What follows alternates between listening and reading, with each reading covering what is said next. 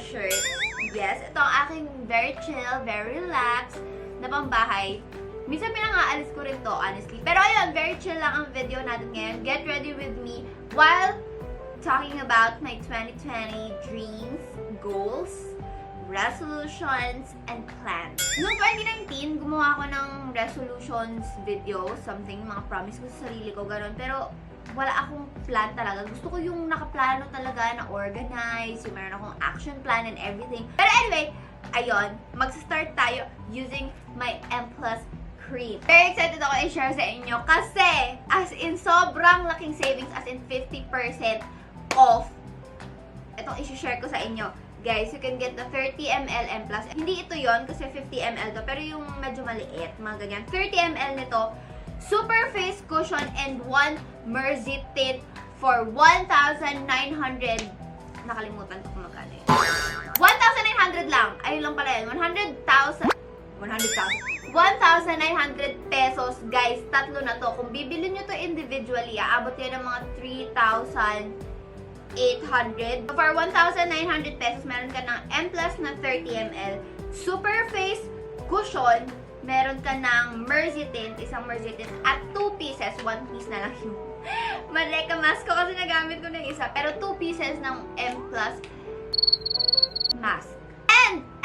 And free shipping pa siya. Yes! Free shipping ito mga to this weekend. Well, anyways, proceed na tayo sa ating makeup application. So, ito muna ang gagawin nito. Skincare. Kasi nakita ko, meron pa pala akong M+ dito. Nabukas na.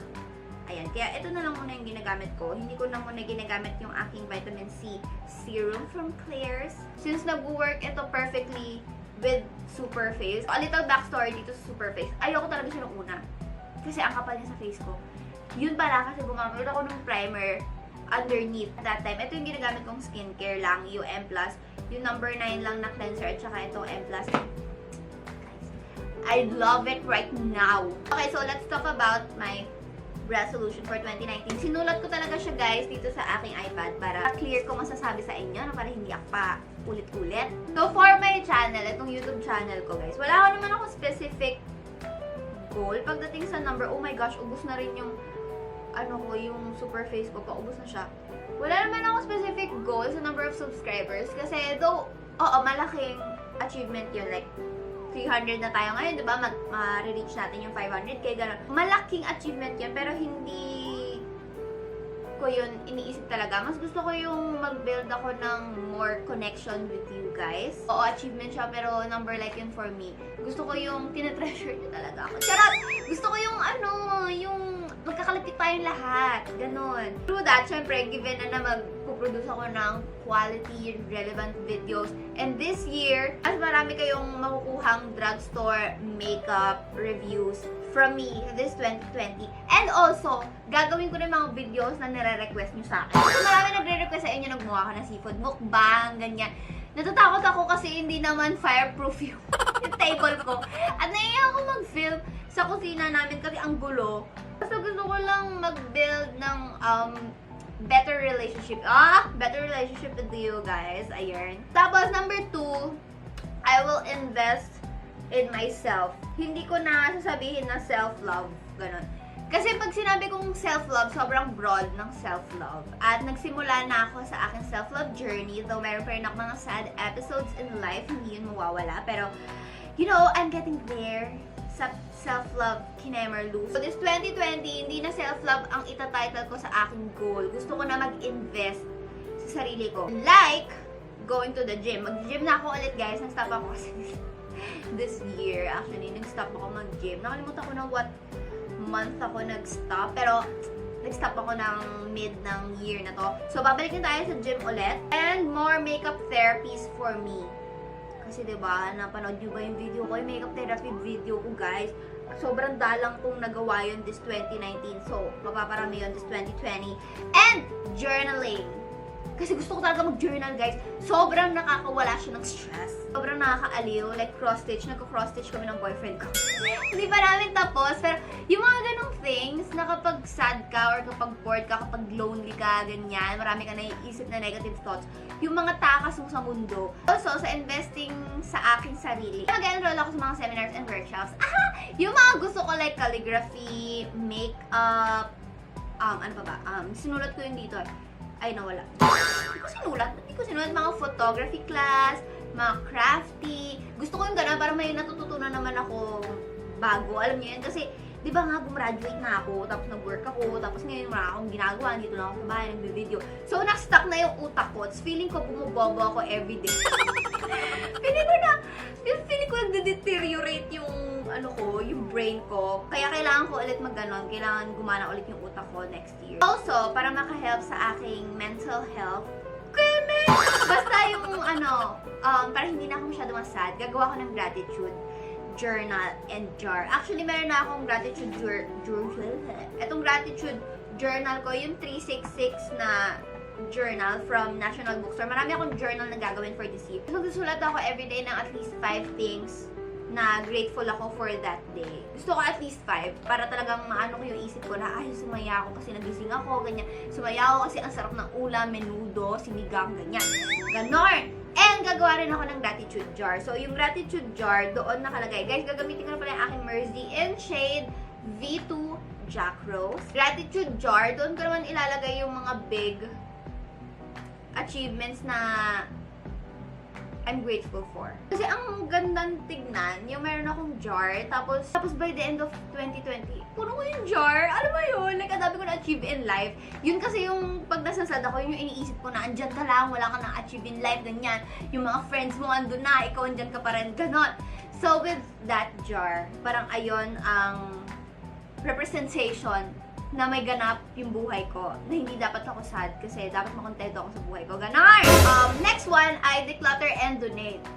So, gagawin ko to sa aming bahay kasi magpapa-renovate ako ng bahay namin sa taas kasi sa taas, yung 4th floor namin, yun yung pinaka parang veranda style rooftop namin. Papagawaan ko yun ng sarili ko kwarto sa taas. So, hindi na ako magsistay dito sa aking room na ito. Kaya hindi rin ako gumagawa ng room tour, guys. Kasi alam ko hindi ako permanently dito. Iba-vlog ko na lang yung construction, yung design, and everything. Ayan, you know. But anyway, yung declutter and donate. So, pinaplan ko siyang gawin sa June ulit, half of the year. Kasi kaka-declutter ko lang ng makeup ko and ng closet ko, diba? Depende pa rin naman yan sa kung kailangan ko mag-bazaar, ganyan, magbebenta ng pre-love and everything. Basta, pag nag-declutter ako, make sure na may i-donate ako. Gagamitin ko rin to sa aking eyes. Very konti lang. So, wala naman tayong pupuntahan today, guys. Mag-film lang ako ng journal video. Yes! Mag-journal tayo next video. Lastly, for the lashes, guys, kita nyo naman, wala na akong eyelash extensions. So, nakaka-mascara na ulit ako, guys, kasi gusto ko yung eyelash extensions. I love eyelash extensions. Pero ang saya pa rin ng feeling ng ganito. Yung walang makate, yung walang humaharang sa eyesight mo, yung walang mabigat sa lashes mo. Sarap na feeling ng ganito. So, gagamit ko yung mga favorite mascara ko. Ito yung gagamitin ko yung Heroin Make. So, i-curl ko muna yung lashes ko.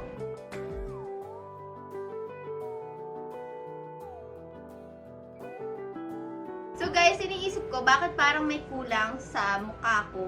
Ayun pala, ay hindi pa ako nagme-makeup sa aking kilay. So gagamitin ko itong aking K-palette na two-way brow pen.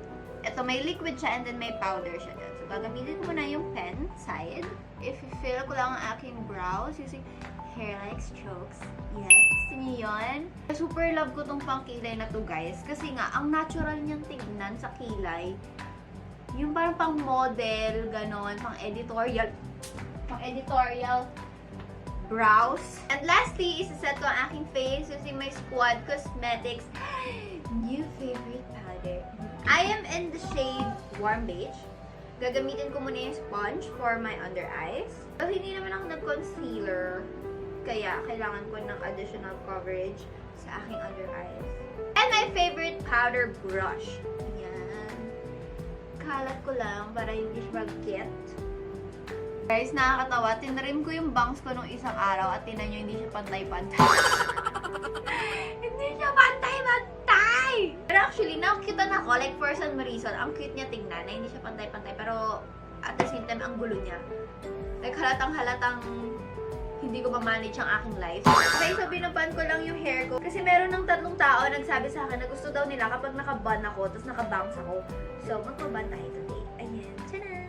So guys, that is all for this video. Kita nyo naman, super simple lang na ating makeup for today.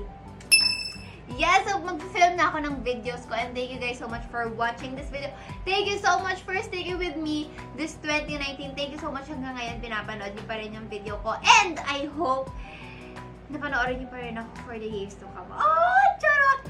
Ah! Charot! Thank you guys so much for watching this video. And don't forget to subscribe for more kalokohan kakikain for me. And don't forget to follow me on all my social media handles at lousanchezzzz with 5 Z's.